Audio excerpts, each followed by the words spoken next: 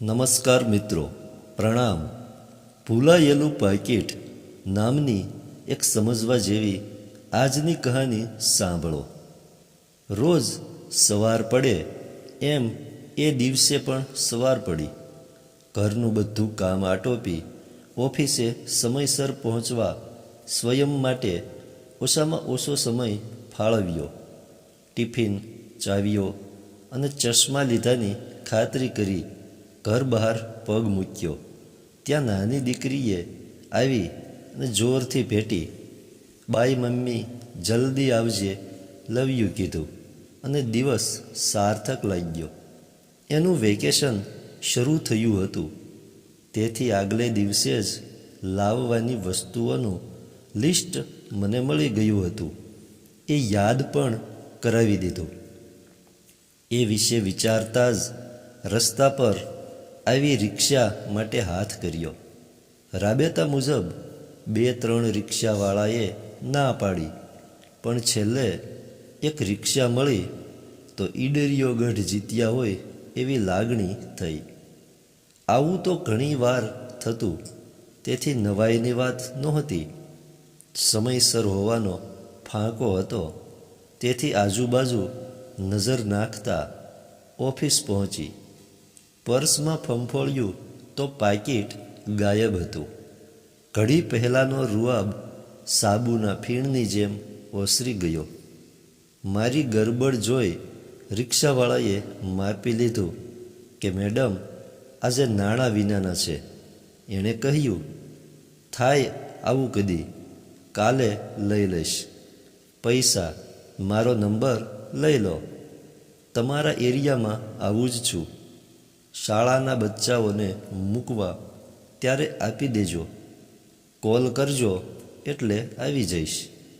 ભોંઠપ ઓછી કરવાની એની કોશિશ પ્રશંસનીય હતી. મેં નંબર લેવા મોબાઈલ શોધ્યો તો એ પણ ગેરહાજર. એકાદ જૂનું બિલ શોધી નંબર લખવા પેન પણ એ સજ્જને જ આપી. પૈસા આપવાનું વચન આપી ઓફિસ પહોંચી તો લેટ માર્ક થવાની તૈયારીમાં. દોડતા જઈ હાજરી પુરાવી ત્યારે ઉપરીના મોં ઉપર સ્મિત તો મોનાલિસાના સ્મિત કરતાં પણ ગૂઢ લાગ્યું. ટેબલ ઉપર પહોંચી અત્યંત જરૂરી કામ આટોપવાની મેં કોશિશ કરી. સવારનો દીકરીનો ઉષ્માભર્યો આશ્લેષ બધી ગરબડમાં ધોવાઈ ગયો. એકવાર કામ શરૂ કર્યા બાદ ફરી પેલી ભોંઠપ વિચારે પડી. પાકીટ ન લાવ્યાનું ભૂલાઈ ગયું.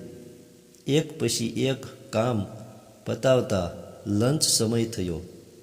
આદત મુજબ નીચે ઉતરી શાક, ફ્રૂટ લેવાનું લિસ્ટ મનમાં યાદ કરતાં કરતાં રોજના શાકવાળા પાસે જઈ અને ઊભી રહી. મસ્ત મોટું લિસ્ટ એને ગોખાવી થેલો આગળ કર્યો.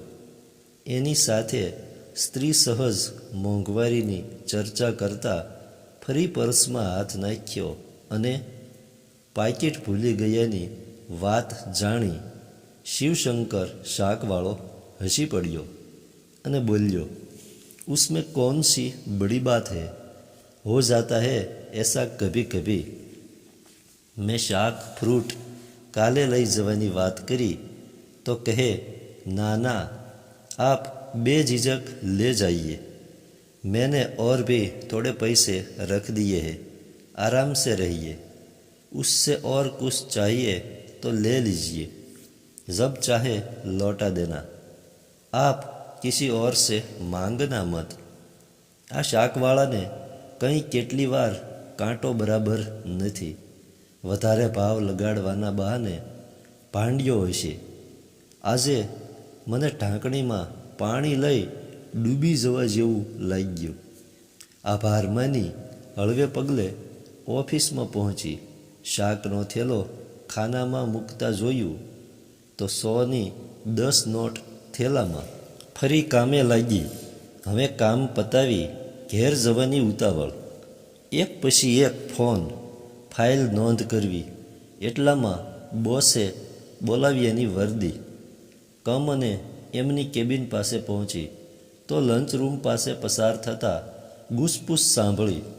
અમારો પ્યુન વાલજી ચાવાળાને કહી રહ્યો હતો, આજે દીકરીનો જન્મદિવસ, એને બાર્બી ડોલ લાવી આપવાનું વચન આપેલું ઘણા દિવસથી.